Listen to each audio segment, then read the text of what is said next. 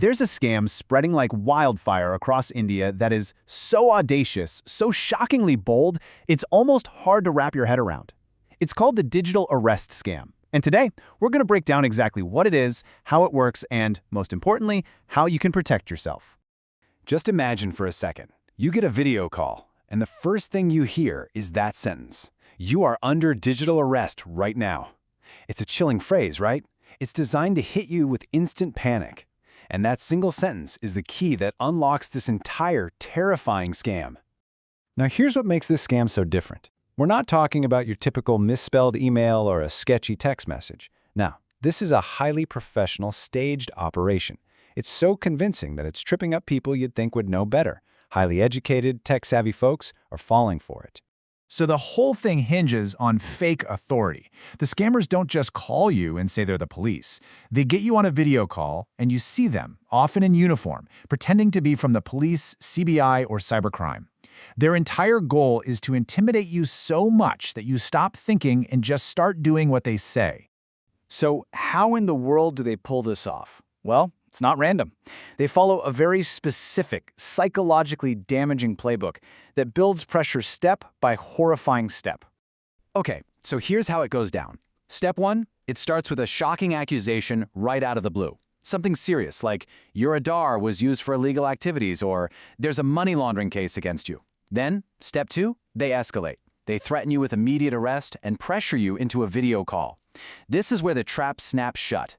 You join the call and you see a fake police station, people in uniforms, and then comes step 3, isolation.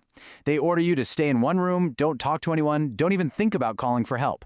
They create this little bubble of pure fear. And finally, step 4, once you're cornered and terrified, they make their move. They demand money, a verification fee, to make the whole nightmare just disappear. And that really gets us to the heart of the matter. You see, the technology, the video call itself, that's just the tool. The real weapon here is something much, much older and way more powerful: human psychology. Yeah, it all boils down to one simple, powerful emotion: fear. I mean, think about it.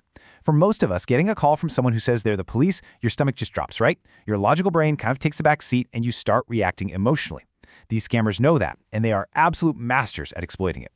They do it through some pretty intense psychological manipulation.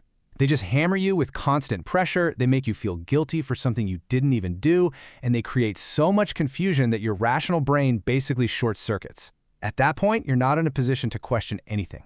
And this quote is the perfect example of their #1 tactic, creating false urgency. They give you zero time to think, no chance to call a friend or check the facts. The threat is always hanging over your head. Decide now, or you will be arrested. They're backing you into a corner where paying them feels like the only way out. Okay, so we've seen their playbook. Now for the most crucial part. How do you defend yourself? Because honestly, knowing the truth is the best shield you've got against their web of lies. All right, let's be crystal clear about this. Real police, real government agencies, they do not arrest you over a WhatsApp video call. It just doesn't happen. They serve official written documents. They will never, ever ask you for a verification fee online, and they absolutely do not pressure you into making an instant bank transfer. These aren't just red flags, they're giant blaring sirens telling you it's a scam. So what do you actually do if this call comes to you? First, and I know it's hard, but you have to stay calm. Your panic is their power. Second, just cut the call. Don't argue, don't explain yourself. Just hang up. Third, and this is non-negotiable, do not transfer any money, period. Then immediately call a family member or a friend you trust and tell them what just happened. And finally, report the incident to the official cybercrime helpline. Let this be your unbreakable rule. Just burn it into your brain. It doesn't matter who they say they are. If someone is using threats and high-pressure tactics to get you to send them money over the phone, it's a scam, 100% of the time. No exceptions. You know, when you take a step back, this whole scam is more than just a crime. It's really a warning. It's a mirror showing us a critical weakness we all need to start thinking about in this digital age. And here's the big takeaway. Being digitally aware isn't just a nice-to-have skill anymore. It's not just about knowing how to use the latest app. It's about understanding the dangers out there and knowing how to keep yourself safe. It has literally become a basic survival skill for living in the modern world. Which really leaves us with this one final, pretty unsettling question. As all our technology gets more and more advanced, Are we actually getting smarter and safer with it? Or are the scammers who prey on us just managing to stay one step ahead of the game? It's something we all really need to think about.